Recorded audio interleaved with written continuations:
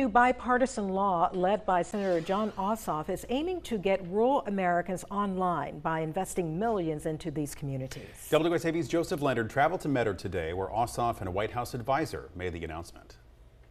High-speed internet will soon reach rural Georgians, and today Senator Ossoff and a White House advisor are in Metter to speak about the $1 billion investment. To make sure, again, that rural America not only is not left behind, but actually is part of the future. The White House says 25 million Americans don't have access to high-speed internet. Some of those rural areas are right here in the coastal empire, but a new law spearheaded by Senator Jon Ossoff hopes to change that.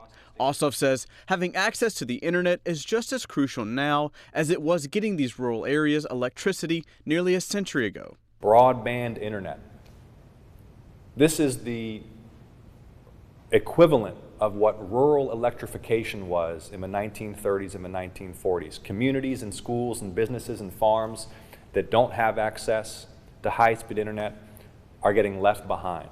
$42 billion getting pumped into rural communities across the country. The goal is to get them plugged in and caught up to big cities. This means an end to having to take your child in the car down to a restaurant to use the Wi-Fi to do their homework. Farmers who rely upon internet access to make plans, to get data, to order products, will have access to high-speed internet. In that is a large chunk set aside for the Peach State. The White House estimates that the $1.3 billion will give power to more than 300,000 people in rural homes and businesses. Ossoff and the White House say the bipartisan law brings a solution to a problem long overdue. Metter Mayor Ed Boyd hopes the new funds will help level the playing field for his fellow citizens. We are very excited to hear about more funding for broadband to fill in the gaps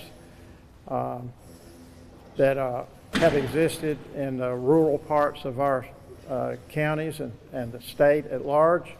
Also part of the investment is the Affordable Connectivity Program. Ossoff says it's helped over 600 Georgians afford internet. Reporting in Metter, Joseph Leonard, WSAV News 3, on your side.